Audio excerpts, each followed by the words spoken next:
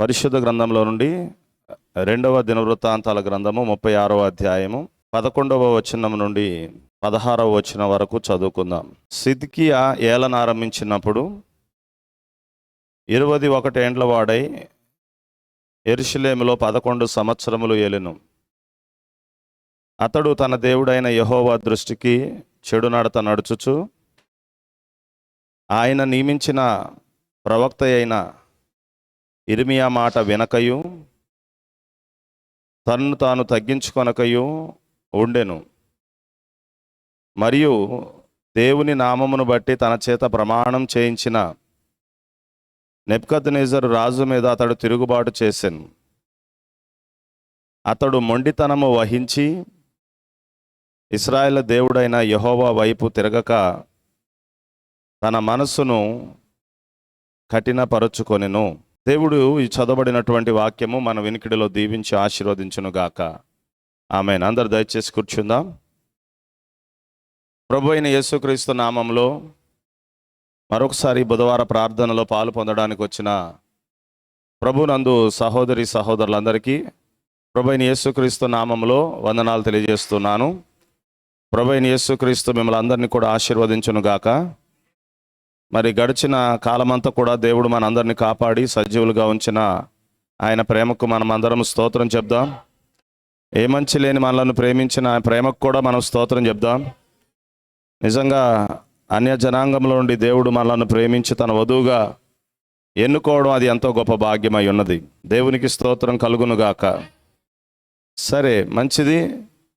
ఈ సమయంలో మరి గత వారంలో చెప్పినట్లుగా 10, 11, 12 తారీఖుల్లో సికింద్రాబాద్లో జరిగే యవనస్తుల మీటింగ్ కొరకు ప్రతి ఒక్కరు కూడా ప్రార్థన చేయాలని ప్రేమతో మనవి చేస్తున్నాను.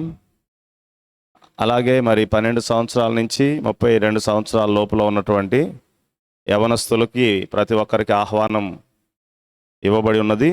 కనుక ఈ విషయాన్ని గమనించి మరి సిద్ధపడాలని ప్రేమతో మీకు మనవి చేస్తున్నాను. 9వ తారీఖు ఉదయము 10 గంటలకి కనికరం వాళ్ళ మామయ్య గారు అనగా వెంకటరత్నం గారు వాళ్ళ తమ్ముడు గారు వారి యొక్క జ్ఞాపకముగా కుటుంబ సభ్యులు కృతజ్ఞతగా ప్రార్థన కూడిక ఏర్పాటు చేస్తున్నారు. దాని కొరకు కూడా మీరు ప్రార్థన చేయాలి. అలాగే రేపు ఆదివారము మనం అందరం ఒకేసారి కూడుకుంటున్నాం. దాని గురించి స్పెషల్గా ప్రేయర్ చేయండి. అలాగే మరి ఈ నెలలోనే 16వ తారీఖు బుధవారం రాత్రి ఒక ప్రత్యేకమైనటువంటి కూడిక మనం కలిగి ఉండబోతున్నామని ఆల్రెడీ మన చర్చ్ గ్రూప్లో నేను పోస్ట్ చేశాను. సో జాషువా గారి ద్వారా దైవజనులు జాంబియా ప్రాంతం నుండి విక్టర్ జిమ్ గారు మన మధ్యకి వస్తూ ఉన్నారు. కనుక మరి దేవుడు తన దాసుని ద్వారా మనతో మాట్లాడే తన వాక్యుల కొరకు మనం అందరం కూడా సిద్ధపడదాం. సో ప్రతి ఒక్కరు కూడా మీటింగుల కొరకు సిద్ధపడాలని, అలాగే ఆ మీటింగ్ యొక్క ప్రతి అవసరత కూడా దేవుడు తీర్చేలాగా దేవుడు సహాయం చేయాలని మీరందరూ కూడా ప్రార్థన చేయాలని ప్రేమతో మీకు మనవి చేస్తున్నాను. సరే, మంచిది. ఈ సమయంలో దేవుడు మాకు అనుగ్రహించినటువంటి చిన్న కుమార్తె కొరకు మీరందరూ కూడా ప్రార్థన చేయాలని మనవి చేస్తున్నాను. ఎందుకంటే ఆమె గుండె పరీక్షించాలని వైద్యులు చెప్తున్నారు. పిల్లలు డాక్టర్ గారు చెప్పారు ఇక్కడ చంద్రాల్లో అనాసలకి అవుతుంది అని చెప్పినప్పుడు డాక్టర్ గారి దగ్గర తీసుకెళ్ళినప్పుడు ఆయన కూడా మరి ఫస్ట్ ఆమెకు గుండె పరీక్ష చేయించాలి, చిన్న సమస్య ఉన్నట్లు అనిపిస్తుందని అన్నారు. సో ఏది ఏమైనా మరి రేపటి దినమున ఆమెను గుండె పరీక్షకు తీసుకొని వెళ్ళాలని అనుకుంటున్నాను. కనుక మీరు అందరూ కూడా ప్రార్థన చేయాలని ప్రేమతో మీ అందరికి మనవి చేస్తున్నాను. ఎందుకంటే మన దేవుడు గొప్పవాడు. ఎన్నో సమస్యల నుంచి, ఎన్నో ఆపదల నుంచి, ఎన్నో కష్టాల నుండి మనల్ని తప్పించే దేవుడు అయి ఉన్నాడు. కనుక మరి కేవలం మనం అందరం కూడా ఏం చేయాలంటే ప్రార్థన చేయాలి. క్రైస్తవ జీవితంలో ఎన్నో సమస్యలు ఉండొచ్చు, ఎన్నో ఇబ్బందులు ఉండొచ్చు, ఎన్నో కష్టాలు ఉండొచ్చు, ఎన్నో పోరాటాలు ఉండొచ్చు.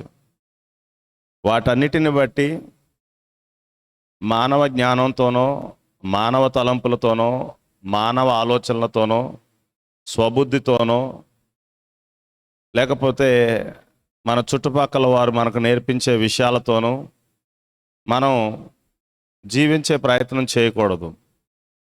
ఎలాంటి పరిస్థితుల మధ్యలో ఉన్నప్పటికీ కూడా మనం చేయవలసిన పని ఒకటే, ఏంటంటే దేవుని యందు భయభక్తులు కలిగి ఆయన మన కొరకు ఏర్పరిచినటువంటి మార్గంలో, ఆయన మనకు అనుగ్రహించినటువంటి వాక్యంతో మనం ఏం చేయాలంటే నడవవలసినటువంటి వారముగా ఉన్నాం.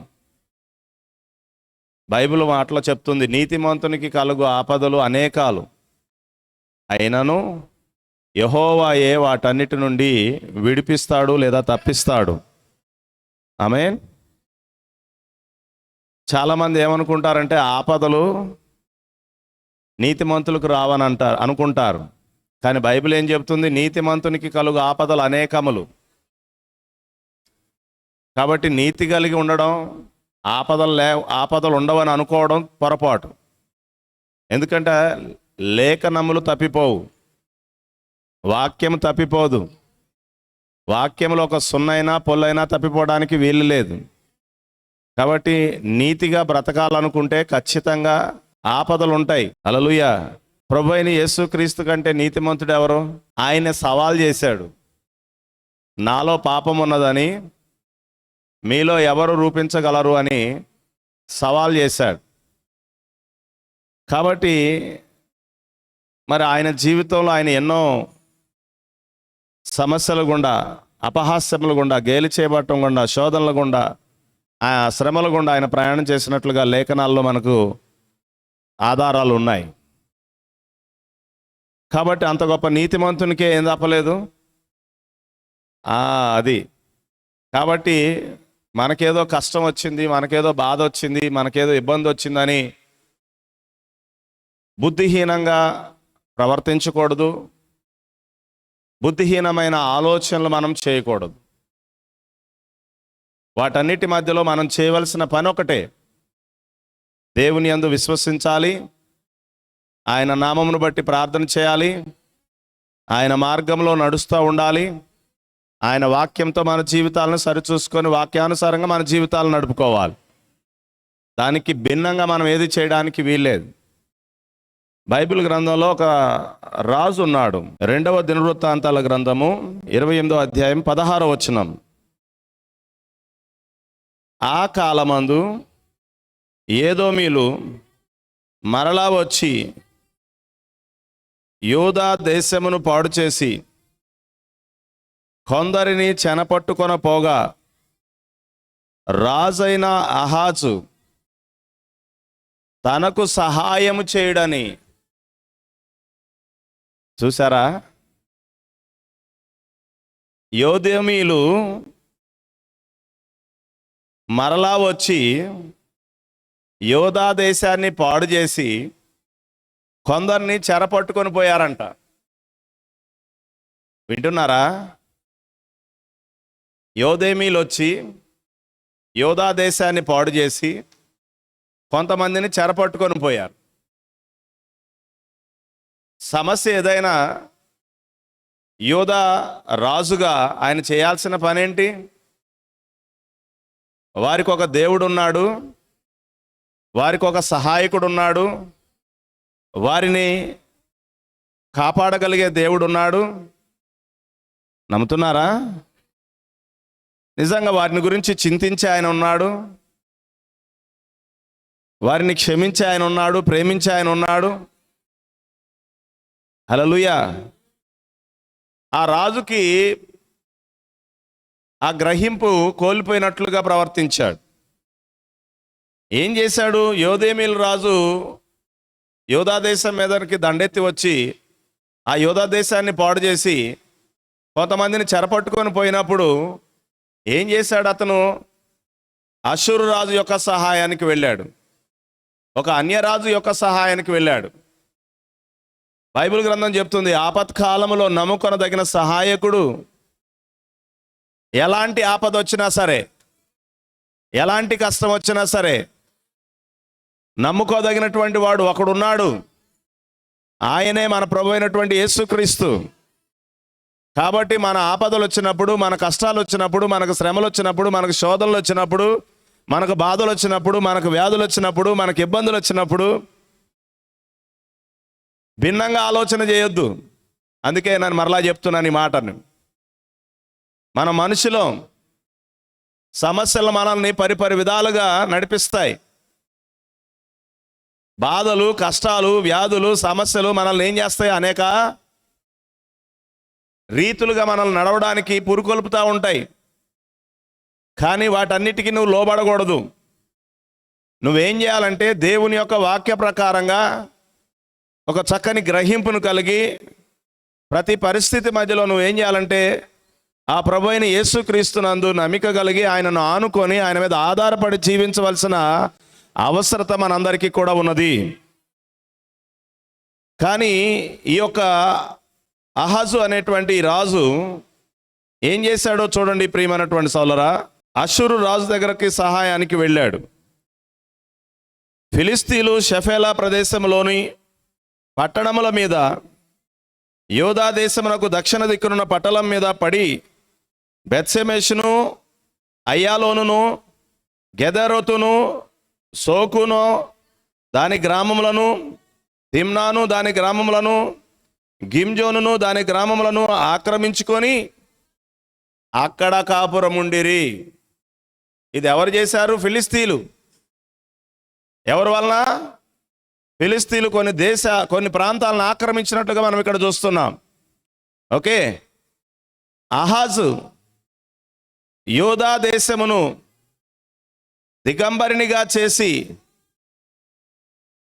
యెహోవాకు ద్రోహము చేసి ఉండెను గనుక యెహోవా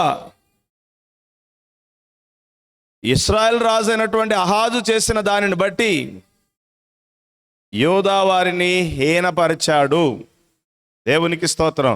ఎందుకు ఇలాంటి పరిస్థితి వచ్చిందంటే అహాజు యోధా దేశమును దిగంబరినిగా చేసి యెహోవాకు ద్రోహం చేశాడు. ఆయనకు విరోధంగా నడుచుకున్నాడు. ఓకేనా? 20వ వచనం. అష్షూరు రాజైన తిగ్లత్ పిలేసెరు అతని యొద్దకు వచ్చి అతన్ని బాధపరిచనే గాని ఆయన ఏదో సహాయం చేస్తాడని ఆయన దగ్గరికి వెళ్తే ఆయన ఏం చేశాడు? సహాయం చేస్తాననుకున్నాడు, బాధపరిచాడు. కానీ మన దేవుడు బాధపరిచే దేవుడు కాదు. ఆయన బాధ నుండి విడిపించే దేవుడు. ఆయన బాధల్లో నుండి నిన్ను లేవనెత్తేటువంటి దేవుడు ఆయన. హల్లెలూయా. నువ్వు ఎలాంటి ఆపదలో ఉన్నావో ఆ ఆపదలో నుంచి నిన్ను ఆదుకోగలిగిన దేవుడు ఆయన. అలాంటి గొప్ప దేవుణ్ణి, అలాంటి మంచి దేవుణ్ణి, అలాంటి ప్రేమగల దేవుణ్ణి, అలాంటి దయగల దేవుణ్ణి, అలాంటి కరుణా సంపన్నుడైనటువంటి దేవుడిని విడిచిపెట్టి ద్రోహం చేసి సమస్య వచ్చినప్పుడు, ఆపద వచ్చినప్పుడు ఎక్కడికి వెళ్ళాడంటే ఆ రాజు సహాయానికి వెళ్ళాడు. కానీ చివరికి ఆ రాజు ఏం చేశాడు? సహాయం చేయకపోగా బాధపరిచినట్లుగా బైబిల్లో రాయబడి ఉంది. అతన్ని బలపరచడానికి బదులుగా అతనికి బాధను చేకూర్చినట్లుగా బైబిల్లో రాయబడింది. అహాజు భాగములు ఏర్పరిచి యెహోవా మందిరములో నుండి ఒక భాగమును, రాజనగరములో నుండి ఒక భాగమును, అతిపతుల యొద్ద నుండి ఒక భాగమును తీసి అష్షూరు రాజునకు ఇచ్చెను. కానీ అతడు అతనికి సహాయం చేయలేదు. చూడండి, రాజనగర్లో నుంచి భాగం ఇచ్చాడు, అధిపతుల యొద్ద నుండి భాగం ఇచ్చాడు, యెహోవా మందిరములో నుండి భాగం ఇచ్చాడు. ఏం చేయమని? నాకు సహాయం చేయయ్యా అని. ఎక్కడెక్కడి నుంచి? మందిరంలోది, రాజనగర్లోది, అధిపతుల దగ్గరది. ఈ భాగాలన్నీ తీసుకెళ్ళి చూసారా, ఎవరెవరికో భాగాలు ఇస్తాం కానీ దేవునికి ఇవ్వాల్సింది ఎవరు? కరెక్టేనా కాదండి? దశమ భాగం ఏంటంటే తయారు. ఇది తీసుకెళ్ళి ఎవరికో ఇస్తున్నారు, ఏదో సహాయం చేస్తాడని అనుకుంటున్నారు. ఏమైంది చివరికి? అందుకే నేను చెబుతున్నాను, నీ కలిగిన కష్టాలలో, నీ కలిగిన బాధల్లో, నీ కలిగిన సమస్యల్లో నువ్వు ఎటుబడి తటు పరుగులు ఎత్తకోకుండా ఉండడం కోసం ఈ విషయాలన్నీ మీకు చెప్తున్నాను. ఎందుకంటే పరిస్థితులు మనల్ని ఏం చేస్తాయంటే కలవరపెడతాయి. ఆశ్రయించకూడని వాటిని, ఆధారం చేసుకోకూడని వాటిని సహాయమునకు, అవునా కాదా, ఎవరి అండకు వెళ్ళాలో వారి యొక్క అండకు వెళ్లకుండా మరొకరి అండకు వెళ్ళేటట్లుగా చేస్తాయి. ఏంటి? మన సమస్యలు. అందుకే మన కష్టాలు వచ్చినప్పుడు చాలా జాగ్రత్తగా ఉండాలి. శ్రమలు కలిగినప్పుడు జాగ్రత్తగా ఉండాలి, శోధనలు కలిగినప్పుడు జాగ్రత్తగా ఉండాలి, ఇబ్బందులు ఉన్నప్పుడు జాగ్రత్తగా ఉండాలి. ఒక సమస్య తర్వాత ఒక సమస్య, ఒక సమస్య తర్వాత ఒక సమస్య, అవునా కదా, మన మీద రేగుతున్నప్పుడు మనం చాలా జాగ్రత్తగా ఉండాలి. ఎందుకంటే మనుషులు మనం పరిపరి విధాలుగా ఆలోచించేసి బుద్ధిహీనంగా మనం ప్రవర్తిస్తాం. ఈరోజు రాజు ఎంత బుద్ధిహీనంగా ప్రవర్తించాడో చూడండి. రాజు లేడా? దేవుడు లేడా? ప్రవక్త లేడా? సహాయకుడు లేడా? ఉన్నాడు. కానీ ఆశ్రయించకూడని వారిని ఆశ్రయిస్తున్నాడు. 22వ వచనం జాగ్రత్తగా వినండి ఈ మాట. ఆపత్కాలమందు అతడు యెహోవా దృష్టికి మరి అధికముగా అతిక్రమాలు జరిగించాడు. అంటే మనకు ఆపద వచ్చినప్పుడు ఏం చేస్తాం? చెప్పండి. మనకు ఆపద వచ్చినప్పుడు ఏం చేస్తాం అనుకుంటున్నారు? మనకు తెలియకుండా చాలా అతిక్రమాలు చేస్తాం, చాలా పొరపాట్లు చేస్తాం.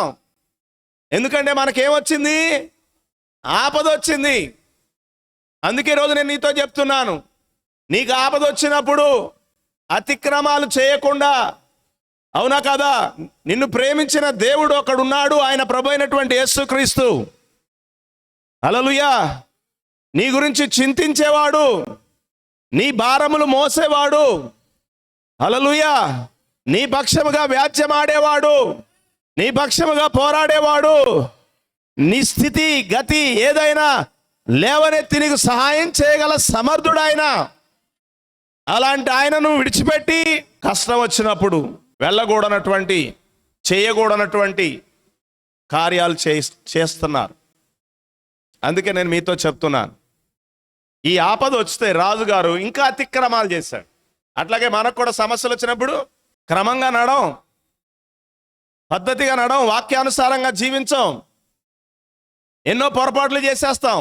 అందుకే నేను చెప్తున్నాను, మనకు సమస్యలు వచ్చినప్పుడు, మనకు శ్రమలు వచ్చినప్పుడు, మనకు బాధలు వచ్చినప్పుడు, మనకు కష్టాలు వచ్చినప్పుడు, మనకు వ్యాధులు వచ్చినప్పుడు, మనకు అనేక రకాలైనటువంటి పరిస్థితులు ఎదురైనప్పుడు, అటువంటి సమయంలో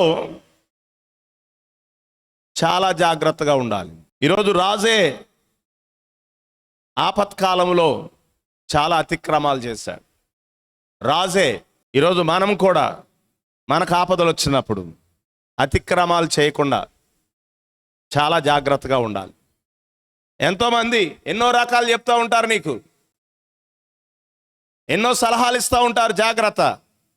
ఎందుకు చెప్తున్నానంటే ప్రియమైనటువంటి సోదరులారా, అటువంటి సమయంలో నువ్వు చాలా జాగ్రత్తగా దేవుని ఆత్మచేత నువ్వేం చేయాలంటే నడిపించబడాలి. ఎందుకంటే అలా నడిపించబడకపోతే దేవునికి విరోధంగా నడిచే అవకాశం ఉంటుంది, దేవునికి వ్యతిరేకంగా నువ్వు కార్యాలు చేసే అవకాశం ఉంటుంది. అందుకని మనకు సమస్యలు వచ్చినప్పుడు, రోగం వచ్చినప్పుడు, రోగికి అందరూ వైద్యులే, రోగికి అందరూ వైద్యులే. నీకు రోగం వచ్చిందంటే అందరూ ఏదో సలహా చెప్పేస్తారు, అవునా? నాకు దగ్గు వచ్చినప్పుడు చాలామంది చాలా సూచనలు ఇచ్చారు. తులసాగు పెట్టుకోమని, తమలపాకు పెట్టుకోమని, కరక్కాయ పెట్టుకోమని, కిళ్ళి వేసుకోమని, ఎన్నో రకాలుగా. ఎందుకంటే మనం రోగంతో ఉన్నాం కదా, కాబట్టి అందరూ వైద్యులే మనకి. అట్లా అని నేను ఏమంటలేదులే, కానీ కొన్ని స్వీకరించదగినవి స్వీకరించండి, తప్పులేదు. కానీ వాక్యానికి, దేవుని యొక్క చిత్తానికి విరోధముగా దేవుడు ఏర్పరిచిన మార్గానికి విరోధంగా ఉన్న వాటి జోలికి గనక మనం వెళితే దేవుని దృష్టికి మనం అతిక్రమం చేసిన వారం అవుతున్నాము. హల్లెలూయా. అందుకే మనకి ఎంత ఆపదన్న రాని చావనైనా దస్తాం కానీ దేవుని వాక్యమునకు విరోధంగా చేసే ప్రసక్తే లేదు. దేవుని వాక్యానికి భిన్నంగా చేసే ప్రసక్తే లేదు. ఆమేనని చెప్తారా? కొంతమంది అంటారు, అయ్యా బతికి బాగుంటే బలిసాకన్నా తింటారయ్యా, బతుకుతానయ్యా, ఏటో ఒకటి తీసుకెళ్ళయ్యా అంటావు. ఎప్పుడు కష్టం వచ్చినప్పుడు. దేవునికి స్తోత్రం కలుగును గాక. ఏటో కాటు కాదు, మనం ఎవరి వైపు చూడాలి? దేవుని వైపు మనం చూడాలి. ప్రభు అయిన యేసుక్రీస్తు వైపు చూడాలి. అందుకే ఈరోజు నేను మీ అందరితో చెబుతున్నాను. అందరూ అనుకుంటూ ఉంటారనమాట, మీరు అందరూ లెక్కలేస్తూ ఉంటారు, పాస్టర్ గారికి ఏంటి పాపం పిల్ల పుట్టిన కాడి నుంచి ఇట్టా అట్టా అట్టా ఇట్టా అని ఆలోచనలు చేస్తూ ఉంటారు. మీ సొంత ఆలోచనలన్నీ కొంచెం పక్కన పెట్టి, మీ సొంత బుద్ధి అంతా కొంచెం పక్కన పెట్టి, ఇప్పుడు మీరు చేయాల్సిన పని ఏంటంటే, హల్లెలూయా, పాస్టర్ గారు సేవిస్తున్న దేవుడు, పాస్టర్ గారిని ప్రేమించిన దేవుడు, పాస్టర్ గారు నమ్ముకున్న దేవుడు, హల్లెలూయా, కరెక్టేనా కాదా? మనం సేవించుతున్న దేవుడు, మనల్ని ప్రేమించిన దేవుడు, మనం నమ్ముకున్నటువంటి దేవుడు నిజమైన దేవుడు, గొప్ప దేవుడు, శక్తిమంతుడు, అసాధ్యములను సాధ్యం చేసే దేవుడు. ఆయన వంటి వారు ఎవరు లేరు. కాబట్టి మనం అందరము కలిసి మనం ఏం చేద్దామంటే ఆయన వైపే చూచుదాము, ఆయన పాదముల భయపడుదాము, ఆయన నామములో ప్రార్థన చేద్దాము. హల్లెలూయా. కాబట్టి ప్రియమైనటువంటి స్థలం అలాగూ మనము కలిసి ప్రతి సమస్యలో మనం దేవుని వైపు చూస్తూ ముందుకు సాగవలసిన వారముగా ఉన్నాం. ఆమేన్. ఉందామా? అట్టి కృప దేవుడు ఇలాంటి దేవుని సంఘానికి సమృద్ధిగా దయచేయను గాక. మంచిది. ప్రియమైనటువంటి సోదరులారా, ఈ సమయంలో మనం చదువుకున్నటువంటి లేఖన భాగంలో చాలా జాగ్రత్తగా గమనించినట్లయితే ఇక్కడ సిద్కియా అనేటువంటి ఒక రాజును గురించి మనం ఇక్కడ వింటున్నాం. గత వారంలో నేను మీతో చెప్పాను, జాగ్రత్తగా గుర్తుందో లేదో మీకు. గిలాదులో గుగ్గిలము లేదా? అక్కడ ఏ వైద్యుడు లేడా? ఎందుకు నా జనులు స్వస్థత పొందకుండా ఉంటున్నారు?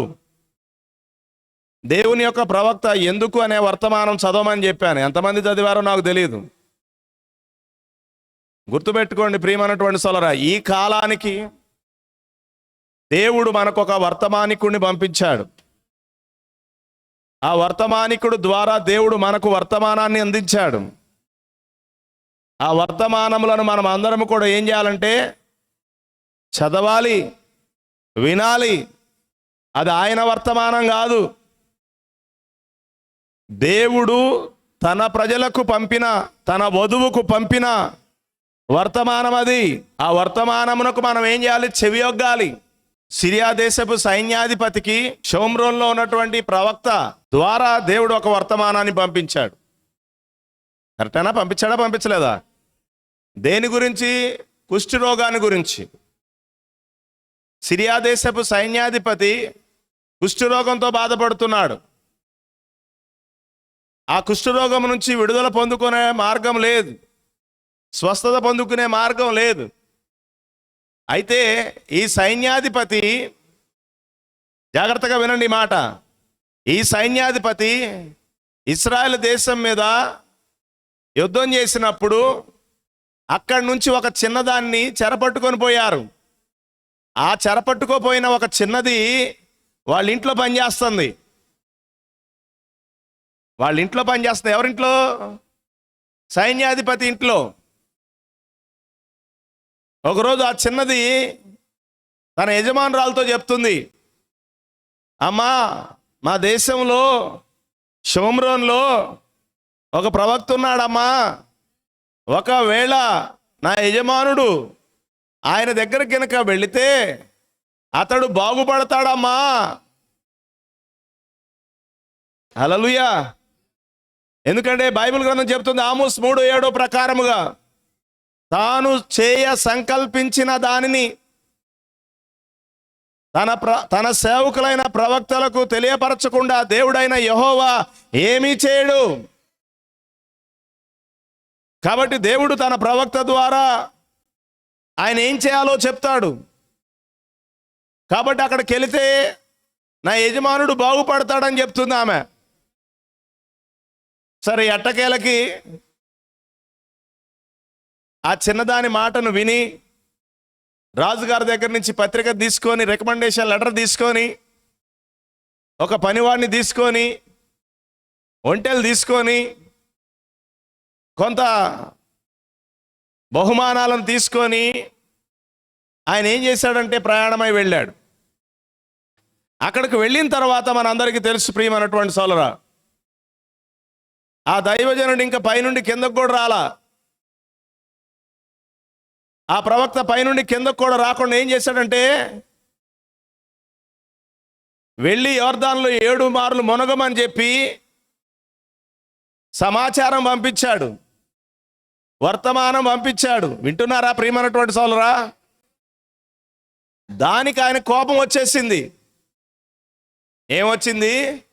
ఎవడికి నష్టం నీ కోపం వస్తే? ఈరోజు చాలామంది కూడా ప్రియమైనటువంటి సోదరా, దేవుడు తన దాసుల ద్వారా మనతో మాట్లాడుతూ ఉంటే ఆ మాట ప్రకారంగా జీవిస్తే నీకు మేలు, ఆ మాటకు లోబడి నడిస్తే నీకు మేలు, ఆ మాటకు విధేయత కలిగి జీవించితే నీకు మేలు.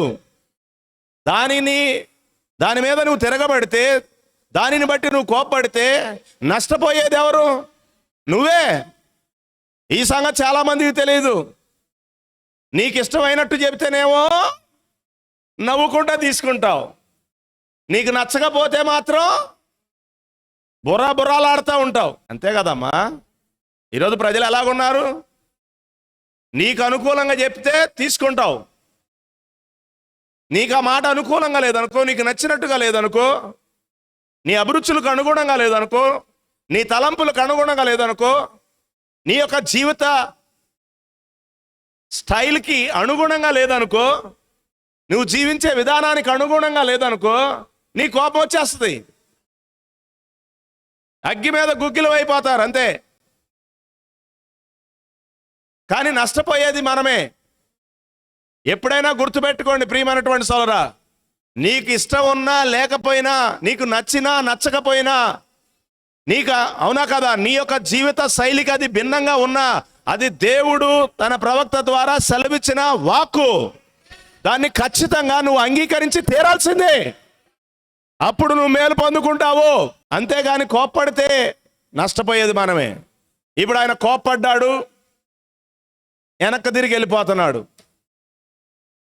మా దేశంలో చాలా పుణ్యనదులు ఉన్నాయి, అర్థమైందండి? మనం కూడా అంటాం అవన్నీ దాటుకొని ఎన్ని సంఘాలు ఉంటే, అవన్నీ దాటుకొని ఏడుకొస్తే ఏనేదో కొంచెం మనకి ఫేవర్గా అనుకూలంగా మాట్లాడతాడు అనుకుంటే, ఏనంటే ఎట్ట మాట్లాడతాడేంటి? ఎట్ట మాట్లాడుతున్నాడు? ఆయన ఏం చెప్పమన్నాడో అదే చెప్తున్నాడు, ఆయన ఏం బోధించమన్నాడో అదే బోధిస్తున్నాడు. హల్లెలూయా. ఆత్మ ఏం చెప్పమంటున్నాడో అదే చెప్తున్నాడు. హల్లెలూయా. వాళ్ళైతే అటు చేరు, పెద్ద దాటుకొని వచ్చాం.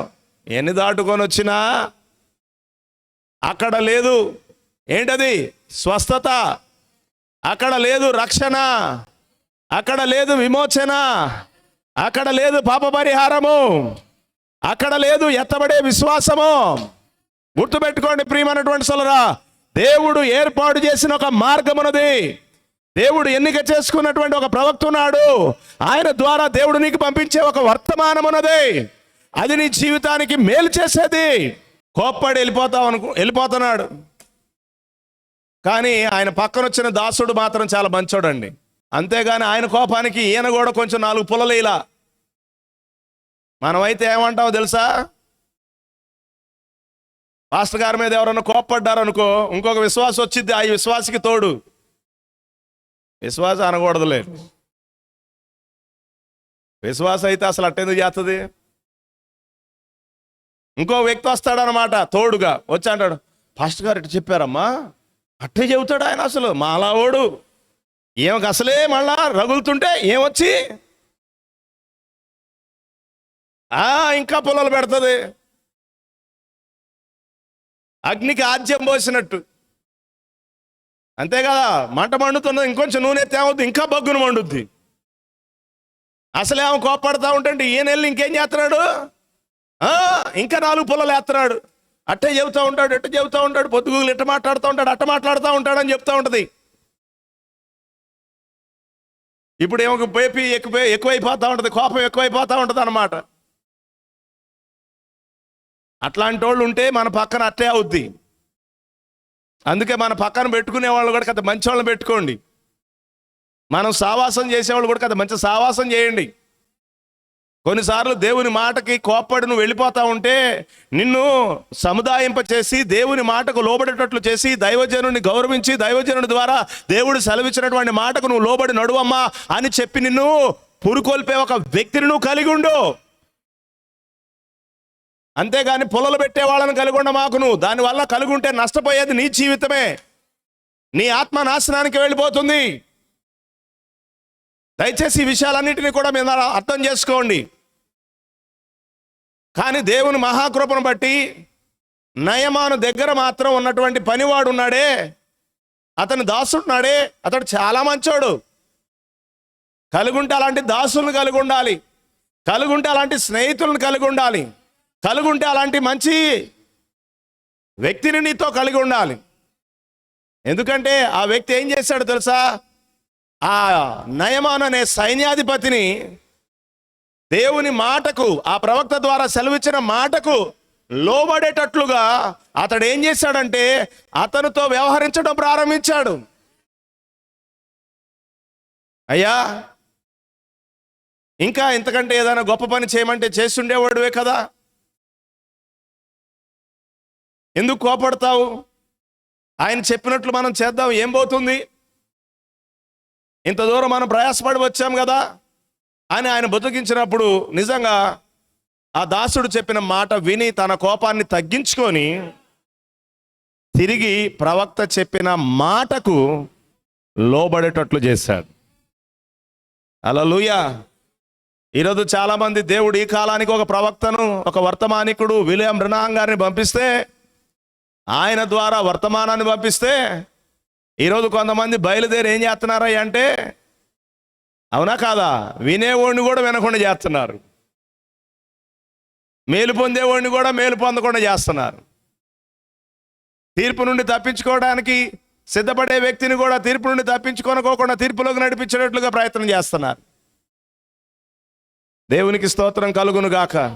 ఆ కాలంలో ఆ షోమ్రోన్లో ఉన్నటువంటి ఆ ఎలీషా ప్రవక్త చెప్పినటువంటి మాట వినేటట్లుగా ఎలాగైతే ఈ దాసుడు నయమానుకు సహాయపడ్డాడో ఈరోజు మనకు కూడా అలాంటి సహాయకులు ఉండాలి. వెంటనే నయమాను వెళ్ళాడు. ఆ ప్రవక్త ద్వారా దేవుడు సెలవిచ్చిన మాట ప్రకారంగా యోర్దాను నదికి వెళ్ళి 7 సార్లు మునిగాడు. ఒకసారి మునిగి, 2 సార్లు మునిగి, 3 సార్లు మునిగి, 4 సార్లు మునిగి. ఏంటి అసలు ఏం బాలేదు, పొట్టు రాలేదు, అది రాలేదు, కొంచెమన్నా మార్పు కలగలేదు. అంతేనా కాదా, కొంచెమన్నా మార్పు కలగలేదు. దేవునికి స్తోత్రం కలుగునుగాక. కానీ ఆయన 7 సార్లు అంటే 7 సార్లు 7వ మారు మునిగి పైకి లేచినప్పుడు అతని యొక్క దేహం పసిపిల్ల దేహంలాగా మారిపోయింది. ఏం జరిగింది అక్కడ? దేవుని యొక్క మాటను, ప్రవక్త ద్వారా నీకు అనుగ్రహించబడినటువంటి వర్తమానాన్ని విన్నాడు. ఆమేన్. ఈరోజు మనమందరం కూడా ప్రశ్న వేసుకోవాలి. మరి ఈ కాలమునకు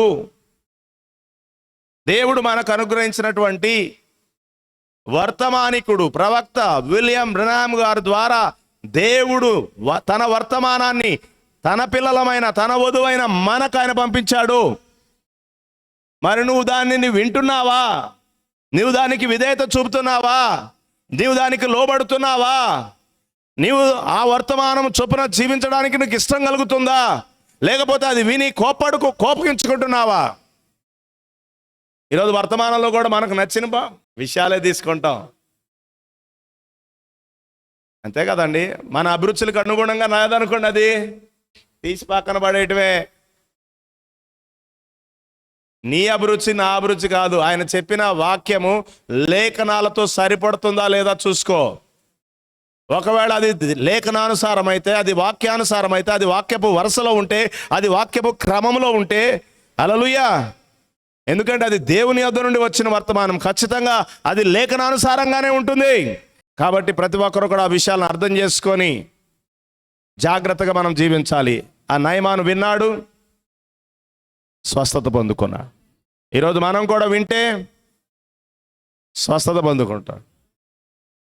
ఈరోజు దేవుడు లేడంటే ఉన్నాడు, వైద్యుడు లేడంటే ఉన్నాడు. కానీ ఎందుకు జనులు బాగుపడతలేదంటే ప్రవక్త అదే చెప్పాడు. ఎందుకు అనేటువంటి వర్తమానంలో అదే చెప్పాడు. మొండితనం, మొండి వైఖరి.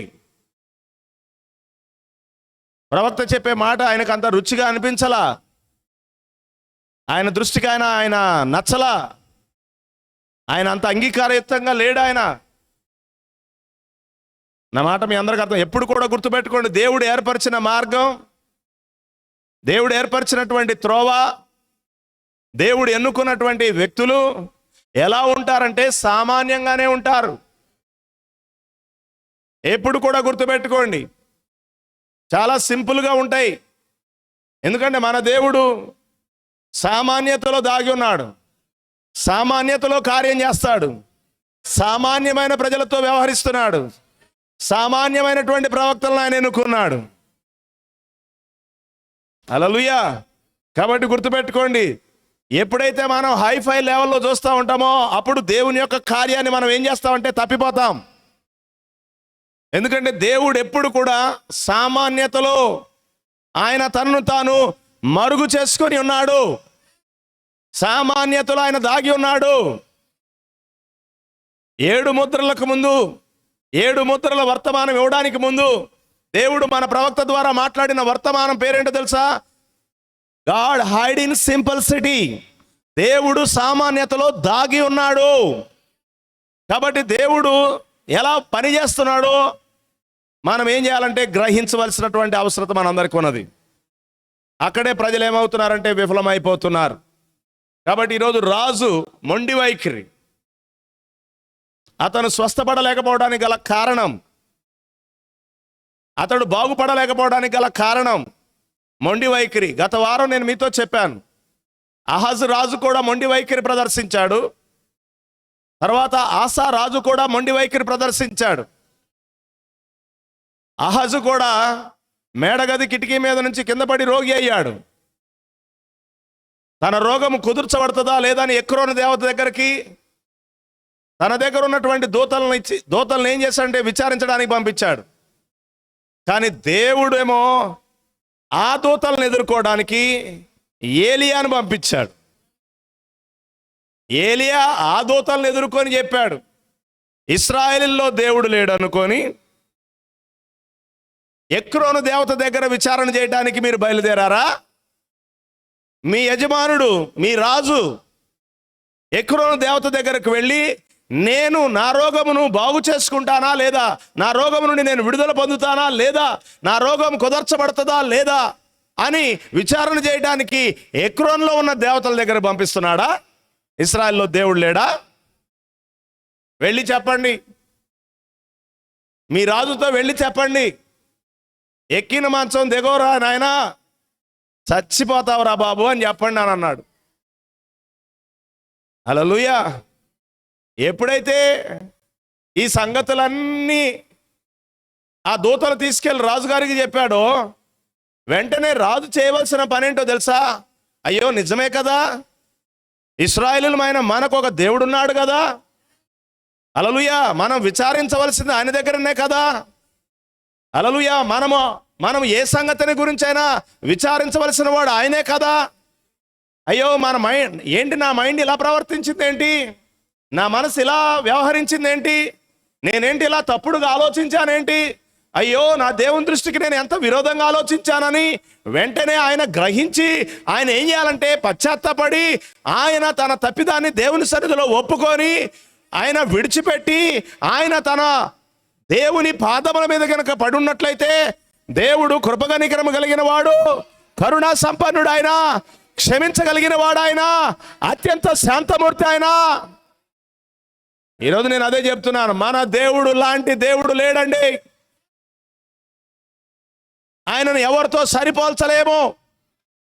ప్రేమలో ఆయనకు సాటి ఎవరు లేరు, క్షమించడంలో ఆయనకు సాటి ఎవరు లేరు. హల్లెలూయా. కార్యములు చేయటంలో ఆయనకు సాటి లేరు ఎవరు. ఆయనలాగా హక్కును చేర్చుకునే విషయంలో సాటి లేరు ఆయనకి. కృప చూపటలో ఆయన లాంటి ఐశ్వర్యవంతుడు ఎవరు కూడా లేడు. ఎవరితో మనం ఆయనను పోల్చలేము. అంత మంచి దేవుడు. ఆనందం ఉందా? అలాంటి దేవుడు నాకు దేవుడయ్యానాడని, అలాంటి దేవునికి నేను వధువై ఉన్నానని. ఆమేన్. దేవునికి స్తోత్రం కలుగునుగా. ఆనందించాలి ఈ విషయాలను బట్టి. ఈరోజు మనం అతిశయించాలి, ఎలాంటి దేవుణ్ణి నేను కలిగి ఉన్నానని. అవునా కదా? లోకమేమో వారికి కలిగిన ఆస్తి, అంతస్తులు, ఐశ్వర్యములు, ధనము, బలము, బలగమును బట్టి ఏమవుతుంది? అతిశయపడుతూ ఉంది. ఎందుకంటే ఈ ఊర్లో ఎవరికి లేదు నాకున్న ఆస్తి, ఈ ఊర్లో ఎవరికి లేదు నాకున్న బలగం. హల్లెలూయా. ఈ ఊర్లో ఎవరికి లేదు నాకున్న జ్ఞానం అని వాడు అతిశయపడుతూ ఉంటే, ఈరోజు మనం ఏం చేయాలో తెలుసా? మనం కలిగి ఉన్నటువంటి దేవుడు లాంటి దేవుడు,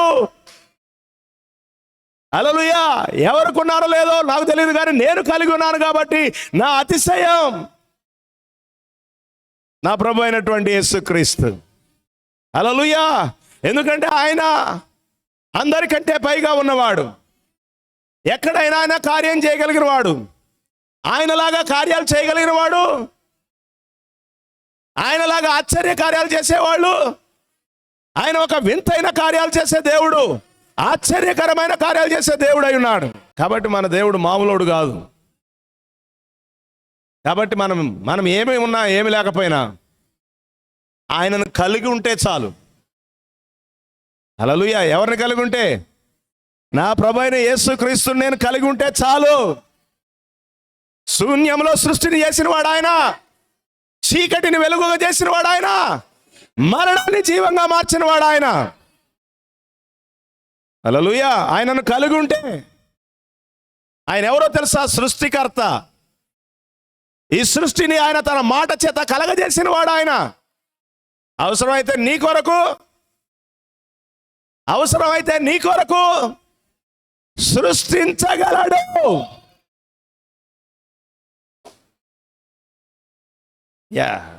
విలియం బ్రనహాం గారికి ఉడతలు కావాలంటే కలిగినాయా? కలగలేదా? అబ్రాహాముకి పొట్టేలు కావాలంటే కలిగిందా? కలగలేదా? చెప్పాలందరూ గట్టిగా. దేవునికి స్తోత్రం కలుగును గాక. సముద్రంలో పడవేయబడినటువంటి యోనాకు సముద్రంలో నుండి బయటికి తీసుకురావాలంటే, అవునా కాదా? ఆయన ఒక ప్రత్యేకమైన చేప. ఈరోజు మీరు అందరూ అంటారు, హుటాహుటిన మన సీఎం గారు స్పెషల్ ఫ్లైట్లో ఢిల్లీ వెళ్ళారు. ఏంటి? హుటాహుటిన మన సీఎం గారు స్పెషల్ ఫ్లైట్ అంటే ఇంకా ఎవరు ప్రయాణికులు ఉండరు అందుట్లో. ఆయన యొక్క మంత్రివర్గంలో ప్రాముఖ్యమైన వ్యక్తులు ఎవరైనా వెళ్ళాలనుకుంటే వాళ్ళకు మాత్రమే స్పెషల్ ఫ్లైట్. హల్లెలూయా. ఇప్పుడు దేవుడు యోనాకి హల్లెలూయా స్పెషల్ ఓడ ఏర్పాటు చేశాడు. అవునా కదా? జోక్ కాదు, ఇవి సత్యాలు, ఇవన్నీ వాస్తవాలు ఇవి. అందుకే ఈరోజు ప్రియమైనటువంటి సోదరా, ఇవన్నీ మనకు అర్థమైతే ఆయనను బట్టి మనం ఏం చేస్తాం తెలుసా? అతిశయిస్తాం, ఆనందిస్తాం. ఆయనను కలిగి ఉండడానికి ఏమున్నా ఏమి లేకపోయినా, ప్రభువా నాకు నువ్వు ఉంటే చాలయ్యా, నాకు నువ్వు ఉంటే చాలు. యోసేపు ఐగుప్తుకు వెళ్ళేటప్పుడు ఎవరున్నారు? తండ్రి ఉన్నాడా? తల్లి ఉన్నాడా? అన్నయ్య ఉన్నాడా? తమ్ముడు ఉన్నాడా? చెల్లుందా? అట్లా అని చెప్పి నువ్వు నాకు ఎవడొద్దా అని అనమని కాదు నేను చెప్పేది. నాకు తమ్ముడొద్దు, నాకు అన్నొద్దు, నాకు అక్కొద్దు, నాకు భార్య వద్దు, నాకు ఎవడొద్దు అని అనేవు. ఒకవేళ అలాంటి సిచ్యువేషన్ నీ జీవితంలో వచ్చినా భయపడొద్దని చెప్పడం కోసం చెప్తున్నా.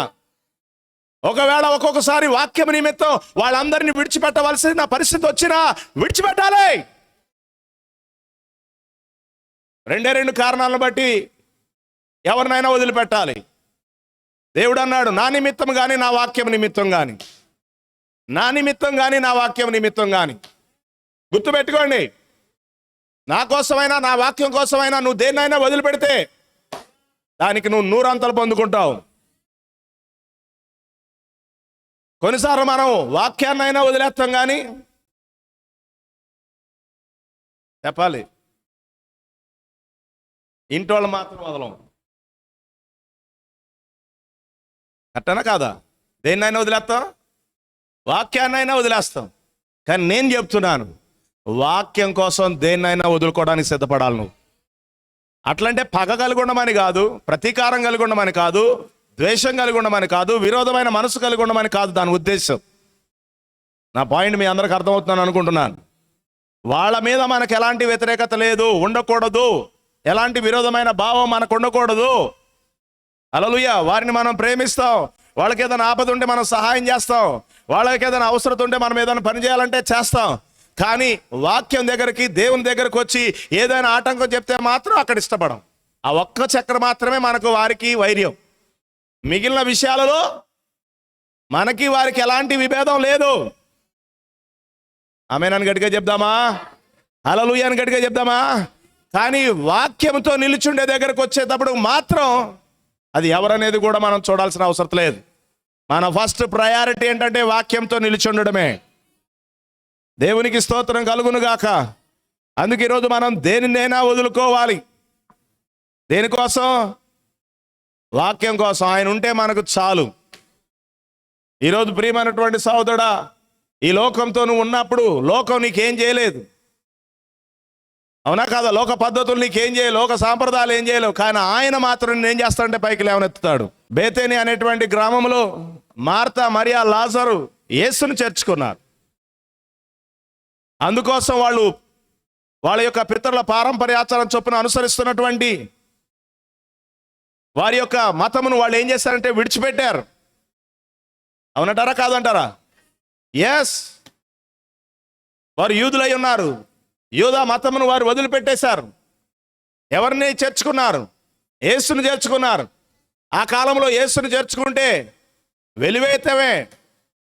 ఆ కాలంలో యేసును అంగీకరించడం అంటే ఒక హీనంగా చూడటమే. హల్లెలూయా. ఎవరేమనుకున్నా సరే వాళ్ళు మాత్రం, ఆ కుటుంబం మాత్రం ఆయన వారిని ప్రేమించాడు, వారు ఆయనను ప్రేమించారు. ఆయన మనల్ని ప్రేమించాడు, మనం కూడా ఆయనను ప్రేమిస్తున్నాం. హల్లెలూయా. ఎవరేమన్నా అనుకొని మనకు అనవసరం. వాళ్ళు కూడా అంతే. మార్తా, మరియా, లాజరు కూడా అంతే. ఎవరేమన్నా అనుకొని ఆయన మమ్మల్ని ప్రేమించాడు, మేము ఆయనను ప్రేమించాం, అంతే. హల్లెలూయా. ఆయనతో మేము నడవడానికి తీర్మానం తీసుకున్నాం, అంతే. ఎంతమంది వ్యతిరేకించినా సరే, ఎంతమంది విరోధులైనా సరే, ఎంతమంది దాన్ని అంగీకరించినా అంగీకరించకపోయినా సరే, మేము మాత్రం ఆయనను వెంబడించేది. హల్లెలూయా. కానీ అలాంటి ఇంట్లో ఒకరోజు ఒక సమస్య వచ్చింది, మనందరికీ తెలుసు. రోగం వచ్చింది లాజర్కి. చనిపోయాడు, సమాధి చేయబడ్డాడు. అప్పుడు 4 రోజుల తర్వాత యేసు వచ్చాడు.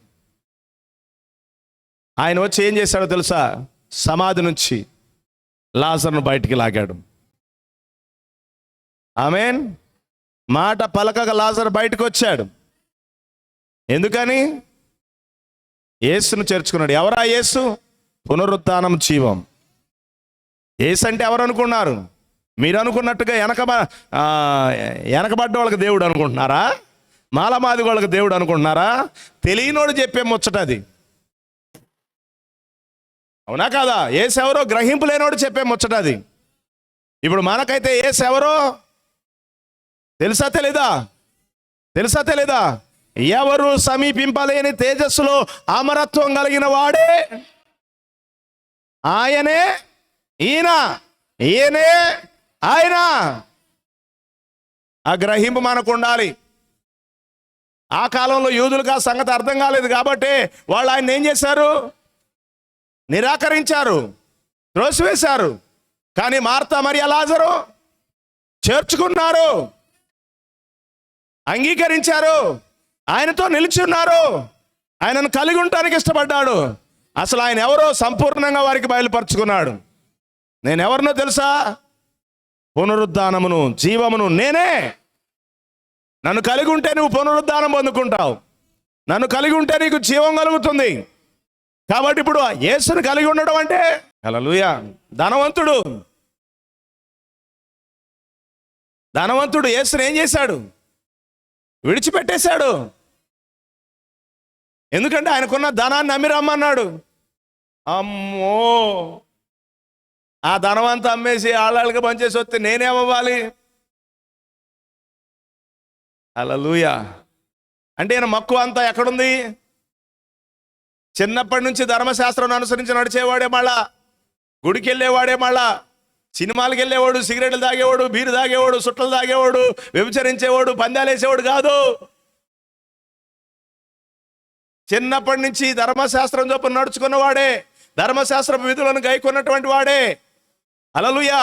మంచిగా చదువుకున్నాడు, మంచి ప్రయోజకుడు, మంచి వ్యాపారవేత్త అయ్యాడు, మంచి స్టేటస్ కలిగి ఉన్నాడు, మంచి అవునా కదా స్థితిలో ఉన్నాడు. ఏదో అల్లరి చిల్లరగా తిరిగే వ్యక్తి కూడా కాదు ఆయన. కానీ అలాంటి వ్యక్తి యొక్క మనసు ఇంకా ఎక్కడుందంటే ధనం మీదే ఉన్నది. కానీ ఇప్పుడు ఆయన ఏమన్నాడు? దాన్ని వదిలిపెట్టి నా వెంటబడి రా.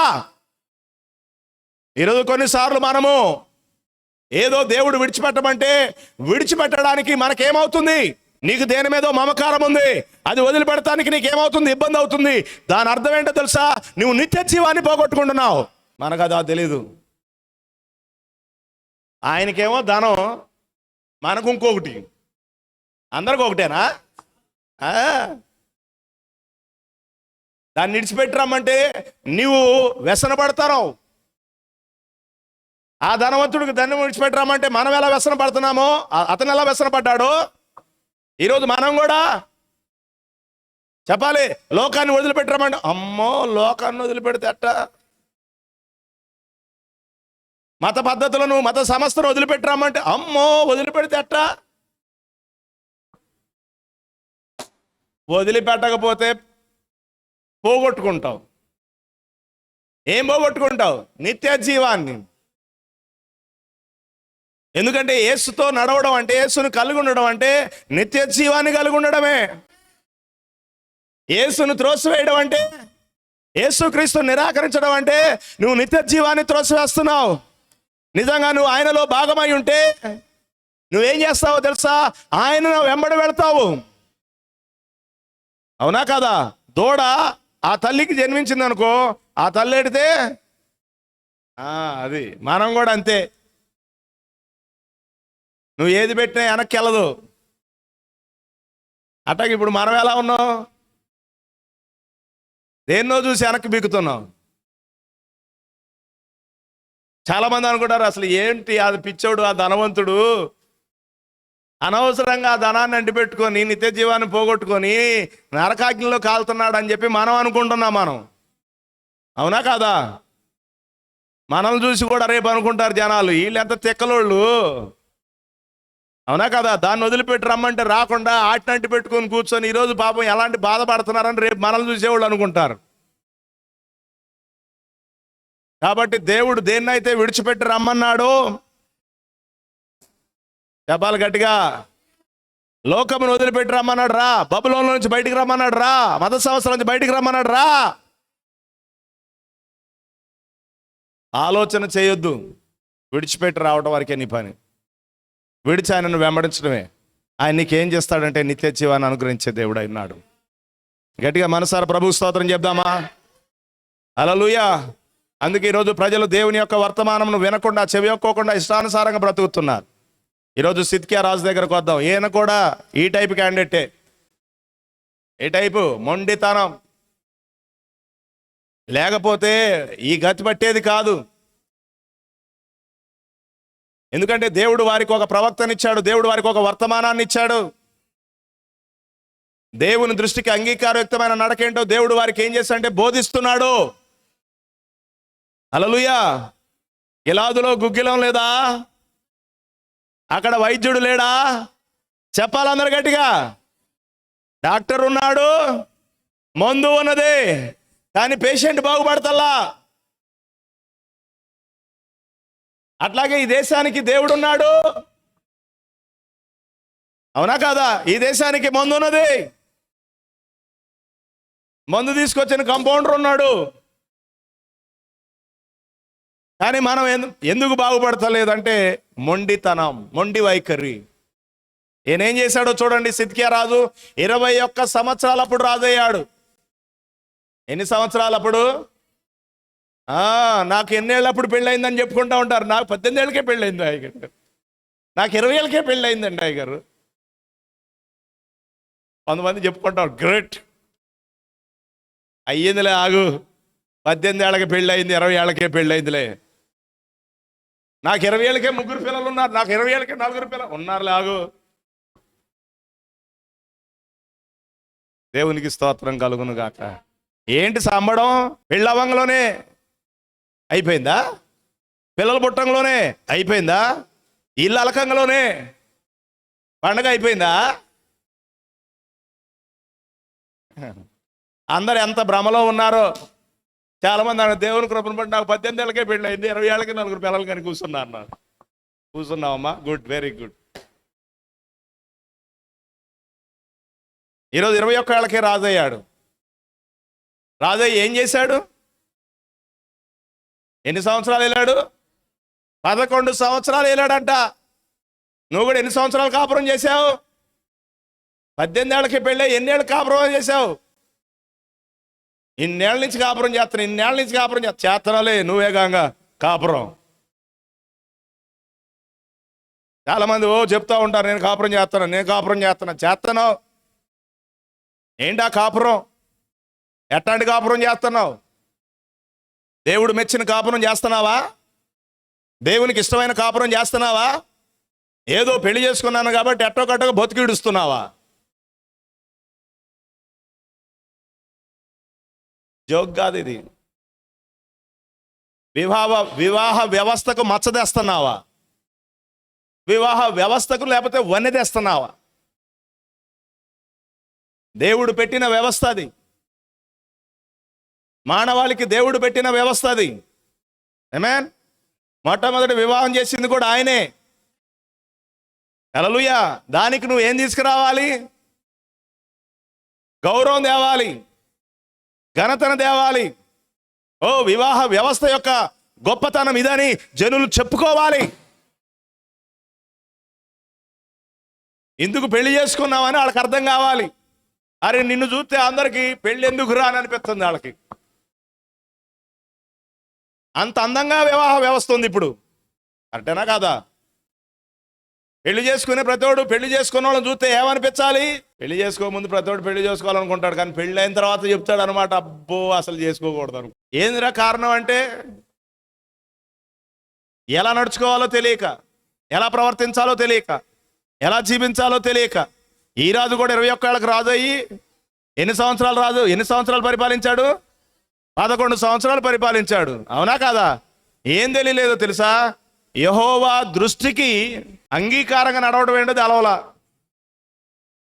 దేవుని దృష్టికి అంగీకారంగా, దేవుని దృష్టికి అన్ని నడిచిన నడతలన్నీ చెడ్డయే. ఈరోజు మనం కూడా అంతే. దేవుని దృష్టికి నీ నడత ఎలా ఉన్నది మనం పరిశీలించుకోవాల్సింది అది. ఇంటి పక్కన ఎంకాయం ఏమంటుంది, ముందు పక్కన మంగం ఏమంటుంది కాదు. మనం ఎంతసేపటికి లోకం దృష్టిని చూస్తున్నాం. కరెక్టేనా కాదా? ఆమెమనుకుంటుందో ఏమేమనుకుంటుందో. అవునా? ఏళ్ళను మెప్పించడమే సరిపోతుంది మనకి. ఏళ్ళను మెప్పించే కార్యక్రమంలో అసనాయనను మెప్పించడం మర్చిపోతున్నాం. వాస్తవమేనా కాదా? హల్లెలూయా. గుర్తుపెట్టుకోండి ప్రియమైనటువంటి సోదరా, మనము దేవుని దృష్టికి అంగీకారయుక్తమైన లేదా దేవుని దృష్టికి ఏది మంచిదో అలాగూ మనం నడవడానికి మనల్ని మనం సమర్పించుకోవాలి. ఈరోజు ప్రియమైనటువంటి సోదరా, నీవు ఈ లోకంలో జీవించుతున్నప్పుడు, ఈ లోకంలో నువ్వు నడుస్తూ ఉన్నప్పుడు, దేవుడు నీకు ఆయుష్కాలం ఇచ్చినప్పుడు, దేవుడు నిన్ను ఒక వ్యవస్థలో పెట్టినప్పుడు, దేవుడు నిన్ను ఒక ఉద్యోగిగా, వ్యాపారిగా, అవునా కదా, ఏ స్థానంలో నిన్ను పెట్టినా నీవు అక్కడ ఎలా నడవాలంటే దేవుని దృష్టికి. ఇప్పుడు యోతాము, ఆహాజు రాజు కాదా? ఆహాజు రాజా కాదా? రాజే. కానీ ఇప్పుడు ఆయన ఎలాంటి నడతలు నడిచాడు? అదే కాదా? ఆపదలు వచ్చినప్పుడు, బాధలు వచ్చినప్పుడు, కష్టాలు వచ్చినప్పుడు ఏం చేశాడు? యెహోవా దృష్టికి మరీ ఎక్కువ అతిక్రమాలు చేశాడు. అందుకే ఈరోజు మన నడత ఎప్పుడు తెలిసిద్దంటే, మనకి కొంచెం సమస్యలు వచ్చినప్పుడు తెలుస్తుంది, మనకు కొంచెం స్థితిగతులు బాగా పెరిగినప్పుడు కూడా తెలిసిద్ది. అర్థమైందా? స్థితిగతులు పెరిగినప్పుడు తెలిసిద్ది, కష్టాలు వచ్చినప్పుడు తెలుస్తుంది. ఏంటది? దేవుని దృష్టికి అంగీకారయుక్తంగా నడవడం అంటే ఏంటో. ఒకసారి ఒక రాజుగారికి మంచి స్థాయి, గౌరవం, గుర్తింపు, పేరు ప్రఖ్యాతలు, కీర్తి వచ్చింది. వచ్చిందా రాలేదమ్మా? వచ్చిందా? కీర్తి వచ్చిన తర్వాత ఇక దోపార్తి తీసుకొని బయలుదేరాడు దూపం వేయటానికి. అర్థమైందండి? పాత నిబంధన కాలంలో యాజకుడు మాత్రమే ఏం చేయాలి? ధూపం మీదకి వెళ్ళి ధూపం వేయాలి. అది రాజు పని కాదు. కానీ ఇప్పుడు రాజు ఏమయ్యాడంటే స్థిరపడ్డాడు, స్థితిమంతుడయ్యాడు, భాగ్యవంతుడయ్యాడు, పేరు గడించాడు, కీర్తి ప్రతిష్టలు వచ్చేసాయి. కాబట్టి ఇప్పుడు నేను ఆడిందే ఆట, పాడిందే పాట. మనకు కూడా కొంచెం స్థాయి పెరిగితే ఏమవుద్ది? నేను ఆడిందే ఆట, పాడిందే పాట అనుకుంటావు. కానీ గుర్తుపెట్టుకోండి, మన స్థాయి పెరుగుతున్న కొలది మరంతా మనం ఏం చేయాలో తెలుసా? వాక్య ప్రకారంగా నడుచుకునటం మీద దృష్టి పెట్టి జీవించాలి. దేవుని దృష్టికి అంగీకారయుక్తంగా నడవడం నేర్చుకోవాలి. ఈరోజు ఆ రాజుకు ఒక జ్ఞానం ఉండాలి. ఏమని? నేను రాజుని, ఇది నా పని కాదు, అది దేవుని దృష్టికి చెడు నడత, అది దేవుని దృష్టికి హేయము, అది దేవుని దృష్టికి అంగీకారయుక్తం కాదని ఆ గ్రహింపు కలిగి ఆ పని చేయకుండా ఉండాలి. కానీ ఇప్పుడు ఆయన స్థాయి పెరిగిపోయింది, కీర్తి ప్రతిష్టలు పెరిగిపోయినాయి. ఇంక నేనేం చేసినా చలామణి అయిపోతుంది. మనం కూడా కొన్నిసార్లు మన పరపతి, మన హోదా, మన స్థాయి, మన గతి పెరిగినప్పుడు మనం కూడా ఏమనుకున్నాం తెలుసా? నేనేం చేసినా చల్తా, ఇక్కడ చల్తా కానీ అక్కడ చల్తానే, ఇక్కడ నడుస్తుంది కానీ అక్కడ నడవదు, ఇక్కడ బాగానే ఉంటుంది ఓహో అంటా ఉంటారు, కానీ అక్కడికి వెళ్ళాక నువ్వెవడవో నాకు తెలియదు అంటాడు ఆయన. అక్కడికి దైవజనులు వచ్చి చెప్పారంట, రాజా, ధూపవేదిక మీద ధూపార్తి వేయడం లేవీలైన యాజకుల పనే కానీ అది తమరి పని కాదు రాజా అని చెబితే, అప్పుడైనా బుద్ధి తెచ్చుకోవద్దు, అప్పుడైనా జ్ఞానం తెచ్చుకోవద్దు, అప్పుడైనా గ్రహింపు కలిగి ఉండొద్దు. కోప్పడ్డాడంట. ఏమంటాడంట? కోప్పడ్డాడంట. ఈరోజు మనం కోప్పడబట్టట్టు. ఏమయ్యా మోసే గారు, ఏమైంది మీ అమ్మాయికి అట్లాంటి డ్రెస్సులు వేసావు, ఏంటి ప్యాంట్ చొక్కా వేసావు, ఏంటి జీన్ ప్యాంట్ వేసావు అన్నావు అనుకో,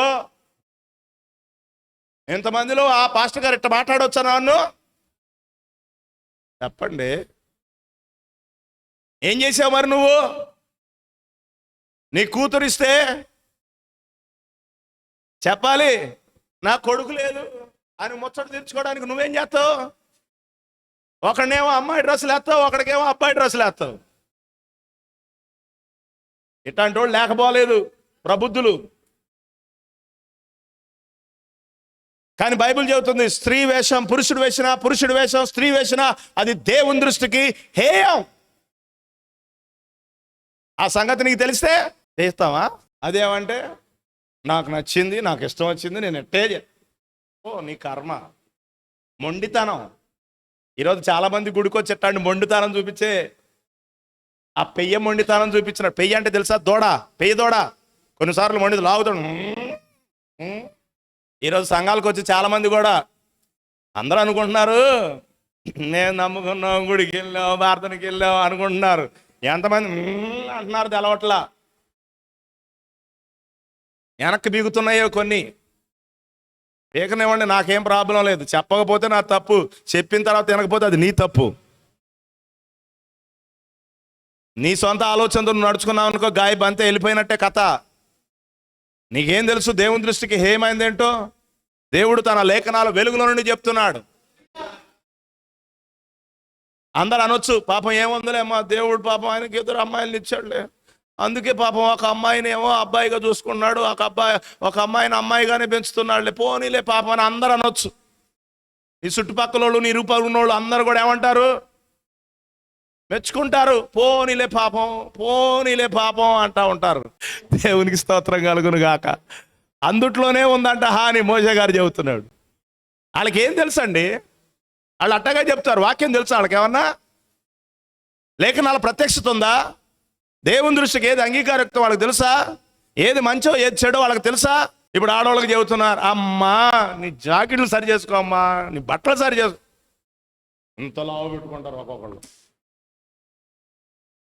ఎంత అన్నా చెప్పు, కొంతమంది ఉన్నారు ఇంకా మొండితనం బ్యాచి, మొండి జగమొండి. అందరూ అనుకుంటున్నారు ఆసారాజుకు మొండితనం ఉంది, అహజ్యాకి మొండితనం ఉంది, ఇదిగో సిద్కియాకు మొండితనం ఉంది. ఇక్కడ లేరా మొండోళ్ళు? ఉన్నారా? అట్టాగే ఉండు. ఉన్నావా? ఫినిష్. నీ మొండితనం వదిలిపెట్టు. పిల్లోడికి గనక మందు పోతా ఉంటుంటే మొండోళ్ళగా పళ్ళు వేగబట్టేస్తా ఉంటాడు, లేకపోతే నోట్లో మింగినట్టు మింగి నువ్వు అటు తిరగ అని వస్తాడు. అవునా? ఏమైంది? ఆడి రోగం తగ్గదు. డాక్టర్ లేడంటే ఉన్నాడు, డాక్టర్ దగ్గర తీసుకెళ్ళదా? తీసుకెళ్ళాడు. మందు ఇవ్వలేదా? ఇచ్చాడు.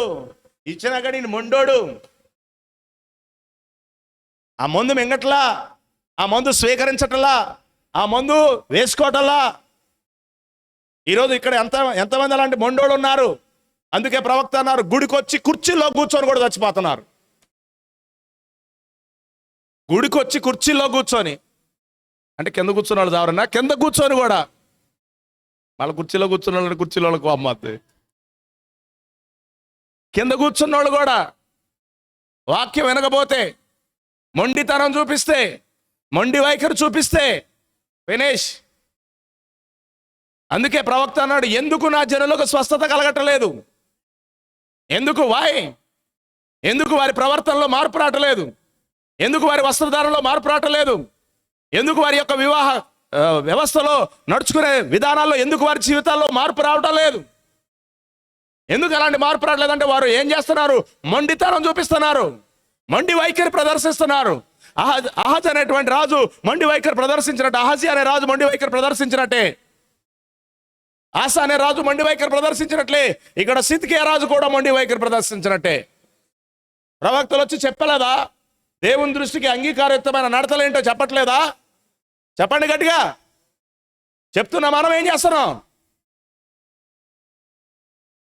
వాళ్ళు అట్టే చెప్తా ఉంటారు, మనం ఎట్టే చేస్తా ఉంటాం. అదే మొండితనం అంటే. మరి మొండి వైఖరి ప్రదర్శించి నీ ఆత్మను నాశనంలోనికి నడిపించుకోనొద్దు. దేవుడు, జాగ్రత్తగా వినండి, దేవుడు తన ప్రవక్త ద్వారా వర్తమానాన్ని ఎందుకు పంపించాడు తెలుసా? ఒక భయంకరమైన దినం రాబోతుంది. ఆ భయంకరమైన దినములో కొయ్య కాలులాగా అగ్నిలో నువ్వు కాలిపోకూడదు. దాని నుండి తప్పించాలనేదే ఆయన ఆలోచన. అందుకే ఈ లోకానికి దేవుని దృష్టికి ఏది చెడో ఏది మంచో తెలియట్లా. అది చెప్పడానికే ఆయన వచ్చాడు. హల్లెలూయా. ఆకాశం క్రింద భూమి మీద మనుషుల్లో ఇవ్వబడిన ఏ నామములో రక్షణ లేదు, ఒకే ఒక నామములో రక్షణ కలదు. హల్లెలూయా. దానికి భిన్నంగా చెప్తుంటే అరే నాయనా అని చెప్పడానికి వచ్చాడు ఆయన. వినేవాళ్ళు ఎవరున్నాడు? మొండితనం, మొండి వైఖరి ప్రదర్శిస్తున్నారు. ఇప్పుడు మొట్టమొదట సిద్కియా ఎక్కడ దేవుని దృష్టికి చెడు నడతలు నడిచాడు. ఇదంతా ఆయన మొండితనం. ఈరోజు మనం కూడా దేవుని దృష్టికి చెడ్డగా నడుస్తున్నామంటే నీలో ఎంత మొండి వైఖరి ఉందో చూసుకో. సిద్కియా రాజు ఎలా మొండితనం చూపించాడు. ఇంటికి వెళ్తారో చక్కగా చదువుకోండి మీరు, ఓకేనా? అర్థమవుతుందా? దేవుడు అక్కడ ఒక మాట చెప్పాడు, దేవుని దృష్టికి అంగీకారత్వాన్ని నడగలేదు, ఓకేనా? చెడు నడతలు నడిచాడు. ఇంకొక మాట ఏంటి? ఆయన నియమించిన ప్రవక్తను, ఇర్మియా మాటలను ఆయన నియమించిన ప్రవక్త ఇర్మియా, ఆయన నియమించిన ప్రవక్త. God's appointed prophets, God's appointed prophets. వినండి, ఈ కాలంలో కూడా ప్రతి సంఘకాలానికి ఒక దూతనిచ్చినట్టు ఈ సంఘకాలానికి కూడా దేవుడు ఒక ప్రవక్తను నియమించాడా? ఒక దూతను నియమించాడా? హల్లెలూయా. రుజువు ఇచ్చాడు ఆయన, ఇతడు నేను ఎన్నుకున్న ప్రవక్త అని. హల్లెలూయా.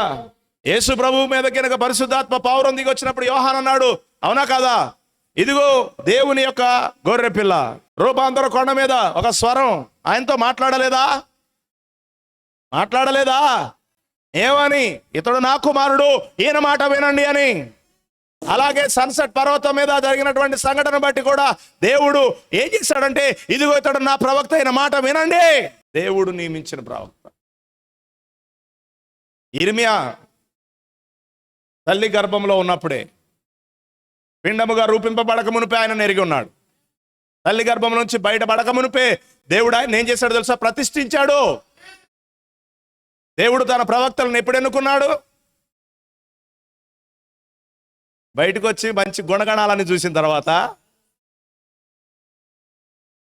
హల్లెలూయా, ఆమేన్. దేవుడు ఎప్పుడో ముందుగానే ఆయన ఎన్నుకొని ఉన్నాడు. ఏ కాలానికి ఎవరిని పంపాలో ఆయన ముందే ఎరిగి ఉన్నాడు. మన కాలానికి ఎవరిని పంపాలో. హల్లెలూయా. దేవుడు నియమించిన ప్రవక్తను, ఆయన మాటను ఏం చేయాలా? మొండితనం, మొండి వైఖరి. ఈ దేశం, అవునా కాదా? ఈ దేశంలో ఉన్నటువంటి అనేక మంది క్రైస్తవులని పిలువబడుకుంటున్న వారు కూడా ఏం చేస్తున్నారు? మొండితనం చూపిస్తున్నారు. ఆ కాలంలో ఇజ్రాయెల్ దేశంలో రాజుగా ఉన్నప్పుడు దేవుడు తన ప్రవక్తను వారి దగ్గర పంపిస్తే, ఆ ప్రవక్త ద్వారా వర్తమానాన్ని పంపిస్తే మొండితనం చూపలేదా? ఆ కాలంలో జరిగినట్టే ఆ భయంకరమైన దినం రాకమునిపే దేవుడు తన పిల్లల దగ్గరికి, పిల్లల హృదయాలు తండ్రులు తడు తిప్పడానికి, హల్లెలూయా, బలిష్ఠుడైన దూతగా దిగి వచ్చి ఆయన తన విప్పబడిన చిన్న పుస్తకాన్ని, అవునా కదా, ముద్రించబడినటువంటి ఆ ముద్రల గ్రంథాన్ని, ఆ 7 గుణముల యొక్క మర్మాన్ని ఇప్పుడు ఆయన మనకేం చేశాడంటే బయలుపరిచి, ఇప్పుడు మనల్ని ఏం చేయాలనుకుంటున్నాడంటే ఎత్తబడే విశ్వాసంలోనికి. మన కాలానికి దేవుడు అలా ఏర్పాటు చేశాడు. వినకపోతే ఏం జరుగుతుందో చూడండి. అందుకే ఈరోజు చెప్తున్నాను, ఎందుకు నా జనులు స్వస్థత పొందుకోలేకపోతున్నారు? ఎందుకు వారి జీవితాల్లో మార్పు రావట్లేదు? దేవుడు ఏం కోరుతున్నాడు తెలుసా? ఒక పరిపూర్ణమైనటువంటి ప్రేమలోనికి మనం సంఘం ఎదగాలి. ఎందుకు అలాంటి స్వస్థత రావడం లేదు? ఈరోజు స్వస్థత అంటే భౌతిక సంబంధమైన స్వస్థత కాదు. నాకు తలకాయ నొప్పి వచ్చింది, తగ్గింది. కరెక్టేనా కాదా? నాకు కడుపులు నొప్పి వచ్చింది, తగ్గింది. నాకు నడువులు నొప్పి వచ్చింది, తగ్గింది. నాకు కిడ్నీలు రాళ్ళు ఉన్నాయి, తగ్గినాయి. ఈ దేహం బలహీనమైనది. మరికొద్ది కాలం ఈ భూమి మీద మనం గనుక ఉంటే ఇంకా కొన్ని అనారోగ్యాలకు మనం ఏమవుతాం? గురవుతాం. కానీ ఇప్పుడు కావాల్సింది ఏంటో తెలుసా? యేసుక్రీస్తు యొక్క శరీరానికి నిజంగా ఏం కావాలంటే స్వస్థత కావాలి. నిజమైన జబ్బు శరీరం అంటే యేసుక్రీస్తు యొక్క శరీరం. హల్లెలూయా. ఇప్పుడు యేసుక్రీస్తు యొక్క శరీరం ఎలాంటి స్వస్థతలోనికి రావాలంటే ఆ పరిపూర్ణమైనటువంటి ప్రేమలోనికి రావాలి. ఎందుకనా ఆ ప్రేమ రావట్లా? ఎందుకు స్వస్థత పొందుకోవట్లా? డాక్టర్ లేడా? మందు లేదా? హల్లెలూయా. ఈ గడియ యొక్క వర్తమానమే హల్లెలూయా క్రీస్తుకు సమానంగా సంపూర్ణునిగా దేవునికి స్తోత్రం కలుగును గాక. ఆమేన్ గట్టిగా చెప్దామా? హల్లెలూయా అని గట్టిగా చెప్దామా? కాబట్టి ప్రియమైనటువంటి సహోదరుడా సహోదరి, ఈరోజు దేవుడు తన యొక్క దేహమును ఆయన ఏం చేస్తున్నాడంటే స్వస్థపరుస్తున్నాడు. యేసుక్రీస్తు తన శరీరాన్ని ఏం చేస్తున్నాడంటే స్వస్థపరుస్తున్నాడు. ఇప్పుడు ఆ శరీరము సంపూర్ణమైనటువంటి స్వస్థతలోనికి ఎదుగుతూ ఉన్నది. అందుకు దేవుడు ఉన్నాడు, మందు కూడా ఉన్నది, వాక్యం కూడా ఉన్నది. ఈ గడియ యొక్క వర్తమానం నిన్నేం తీసుకుని రావాలి? పర్ఫెక్ట్ లవ్, పర్ఫెక్ట్ ఫెయిత్, అంత పర్ఫెక్ట్లోకి రావాలి. ఎట్లా రావాలి? పరిపూర్ణమైన మానవుని స్వరూపం అని పెట్టారు, అందుకే దాని పేరు. ఏది చూశారు కదా? దేవునికి స్తోత్రం కలుగును గాక. విశ్వాసము, సద్గుణము, జ్ఞానము, ఆశ, నిగ్రహం, సహనం, ఇవన్నీ పోయినాయి. జబ్బు శరీరం. ఇప్పుడు వీటన్నిటితో కలిగి చివరికి ఏం రావాలి? దాని మీదకి ప్రేమ రావాలి. అప్పుడు స్వస్థత, సంపూర్ణ స్వస్థత. ఆమేన్, హల్లెలూయా. మనం ఏమనుకుంటున్నాం? స్వస్థత అంటే భౌతిక స్వస్థత గురించి ఆలోచిస్తాం. శరీర సంబంధమైన స్వస్థత, ఎస్, మన దేవుడు భౌతిక సంబంధమైన స్వస్థతను చేయగలడు. మన దేవుడు ఆత్మ సంబంధంగా కూడా మనల్ని స్వస్థపరచగలడు. ఇప్పుడు ఆయన ఏ పనిలో ఉన్నాడు తెలుసా? ఆయన తన సంఘమును సంపూర్ణంగా స్వస్థపరిచేటువంటి కార్యక్రమం ఇది. అందుకు వైద్యుడు ఉన్నాడు, మందు కూడా ఉన్నది. కాకపోతే మొండితనం చూపించావా? ఇప్పుడు అందుకనే కొంతమంది మొండితనం చూపించిన వ్యక్తులు మీ ముందు పెడుతున్నా. కాబట్టి దయచేసి మీ అందరికీ నా 2 చేతులు ఎత్తి మనవి చేస్తున్నా, మొండితనం చూపించి నశించిపోమాకండి. దేవుడు తన వాక్కుతో నీతో మాట్లాడుతూ ఉంటే, ఈ కాలపు వర్తమానికుడి ద్వారా దేవుడు నీకు ఇచ్చిన వర్తమానంతో నీతో మాట్లాడుతూ ఉంటుంటే నువ్వేం చేయాలి? Yes my lord, okay my lord, obey అవ్వాలంతే, విధేయత చూపించాలంతే, లోబడాల్సిందంతే. నీకు నచ్చినా నచ్చకపోయినా, నీకు ఇష్టమైన ఇష్టకపోయినా, నీకు అంగీకారయుక్తమైన అవ్వకపోయినా, హల్లెలూయా, అది దేవుని దృష్టికి అంగీకారయుక్తమైనటువంటి వాక్యమై ఉన్నది. అలా లోబడక సిద్కియా రాజు గత ఏమైందో రేపు వచ్చే వారంలో కొన్ని విషయాలు మనం మాట్లాడుకుందాం. God bless you. దేవుడు మనందరిని కూడా దీవించును గాక. ఆమేన్. తల్లు వంచండి, చిన్న ప్రార్థన చేసుకుందాం. నరేష్ వచ్చి ప్రార్థన చేస్తాడు. మహాపరిశుద్ధుడా యేసయ్య, మీరు ఇచ్చిన సమయాన్ని బట్టి తండ్రి మీకు వందనములు, వేల కొలది స్తోత్రములు చెల్లించిన తండ్రి. నిజమే ప్రభా, ఒక గొప్ప సమయం ప్రభా మీరు మాకు ఇచ్చినందుకు మీకు వందనములు తండ్రి.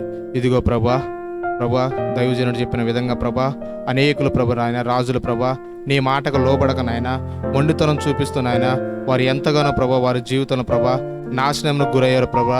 ఈరోజు మేము తెలుసుకున్నాం ప్రభా. ఇదిగో తండ్రి నాయన, హిజ్కియా రాజు ప్రభా, అదేవిధంగా తండ్రి ప్రభా ఆహాజు ప్రభా, ఎందరో రాజులు ప్రభా వారికి ఇచ్చిన ప్రభా ఆ యొక్క స్థితిగతులను బట్టి ప్రభా వారు తమ ప్రభా నడవలసిన త్రోవలో నడవకుండా ప్రభా, దేవుడికి ప్రభా లోనే జీవించకుండా ప్రభా, వారు సొంత మార్గాలను ప్రభా వాళ్ళు అనుసరిస్తూ ప్రభా, వారు ఆ విధంగా ప్రభా దేవుడి మార్గకు ప్రభా అంగీకరించుకుని ప్రభా వారి జీవితాలను ప్రభా తప్పుదారులు నడుచున్న ప్రభా, చెడుతనముగా ప్రభా అనేక విధాలుగా ప్రభా వారి యొక్క ప్రభా వారి మార్గం ప్రభా చెడుతనం చూస్తున్నారు ప్రభా. ఇదిగో తండ్రి, అటువంటి మార్గం నడిచి ప్రభా వారు ప్రభా నాశనంలో గురై ఉన్నారు ప్రభా. ఇదిగో తండ్రి, ఆ విధంగా ప్రభా వారి యొక్క జీవితాలు ప్రభా ఆ జీవితాల విధంగా ప్రభా వారి యొక్క ఆధార ప్రభా మేము వాటిని ఆధారం చేసుకోము ప్రభా. మేము కూడా ప్రభా మా జీవితాల్లో నాయన దేవుడు చెప్పిన మాటకు ప్రభా అంగీకరించుకున్న ప్రభా చెడుతనం వైపు చూస్తూ ప్రభా చెడుతనం వైపు ఆ చెడుతనమును ప్రభా అసహించుకున్న ప్రభా దాని వైపు వెళ్లకుండా ప్రభా నిన్ను అంగీకరించి ప్రభా నడుచుకునే గొప్ప ధన్యత మీరు మాకు సహాయం చేయండి ప్రభా. ఇదిగో నాయన, నీవు ఏర్పరిచిన ప్రవక్తలు చెప్పినా సరే ప్రభా ఆనాటి రాజులు ప్రభా ఆ మాటలు వినకుండా ప్రభా వాటిని లక్ష్య పెట్టకుండా ప్రభా వారిని కూడా ప్రభా లక్ష్య పెట్టుకున్న ప్రభా వారిని ఎంతగానో ప్రభా చెప్పిన విధంగా ప్రభా హింసిస్తూ కూడా ప్రభా వారి మార్గమును ప్రభా వారు సరిచేసుకోలేకపోయారు ప్రభా. కానీ నాయన, మీరు మాకిచ్చిన ఈ కాల ప్రవక్తను బట్టి ప్రభా, ఆయన మాకిచ్చిన మాటలు బట్టి ప్రభా, ఆయన మాకిచ్చిన బోధలు బట్టి ప్రభా ఏది సరైనదో ప్రభా మేము ఎరిగి ప్రభా ఆ మాటను అంగీకరిస్తూ ప్రభా మా జీవితాన్ని కట్టుకోలాగా మీరు సహాయం చేయమని మిమ్మల్ని వేడుకుంటున్నాను తండ్రి.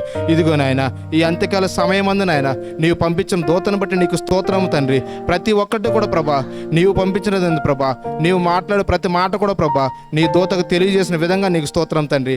అనేకమైన మర్మములు ప్రభా మాకు దాచి ఉంచి ప్రభా మీరు మాకు తెలియజేసినందుకు మీకు స్తోత్రం తండ్రి. ఇదిగో ప్రభా నీ ప్రవక్త చెప్పిన విధంగా ప్రభా అనేకమైన మర్మములు ప్రభా మాకు ప్రభా తెలియజేసినందుకు నీకు స్తోత్రం చేస్తుంది తండ్రి. ప్రతి విధంగా ప్రభా మేము వాటన్నిటిని అనుసరిస్తూ ప్రభా ప్రతి విధంగా ప్రభా నీకు అనుకూలంగా జీవిస్తూనైనా ఎటువంటి ప్రభా అతిక్రమాలకు పాల్పోకుండా ప్రభా మా ఈ జీవితాలను ప్రభా నీ వాక్యంలో ప్రభా కట్టుకొని ప్రభా ముందుకు సాగే ధన్యత సహాయం చేయమని ప్రభా. ఈరోజు ప్రభా నీ దైవజనులు చెప్పిన వర్తమానం ప్రకారం ప్రభా మా యొక్క హృదయంలో నాయన ఫలించులాగన ప్రభా ప్రతి ఒక్కరూ కూడా ప్రభా దాన్ని మనసులో పెట్టుకుని ప్రభా నూరంతలుగా అభిషేకించలా మీ సహాయం చేయమని, ప్రతి పరిస్థితుల్లో మీరే ముందు నడిపించమని, చిన్న ప్రార్థన పాసం చేర్చుకోమని ప్రభువును రక్షకుడు యేసుక్రీస్తు నామములో అడిగి వేడుకుంటున్నాము. ఆమేన్. మన ప్రభు అయిన యేసుక్రీస్తు యొక్క కృప, ప్రేమ, శాంతి, సమాధానము ఇక్కడ చేరి ఉన్నటువంటి మనందరికీ, అలాగే ప్రపంచవ్యాప్తముగా ఉన్నటువంటి ఆయన పిల్లలకును, ఆయన వధువునకును, ఆయన పరిచర్య చేయుటకై ఆయన ఏర్పరచుకున్న ఆయన దాసులకును, వారి కుటుంబాలకును, వారికి అప్పగించిన పరిచర్య ద్వారా పిలువబడిన సంఘ బిడ్డలకును సదా ఆయన కృప తోడుగా ఉండి నడిపించబడును గాక. Amen. Amen. God bless you all. దేవుడు మనందరిని దీవించును గాక.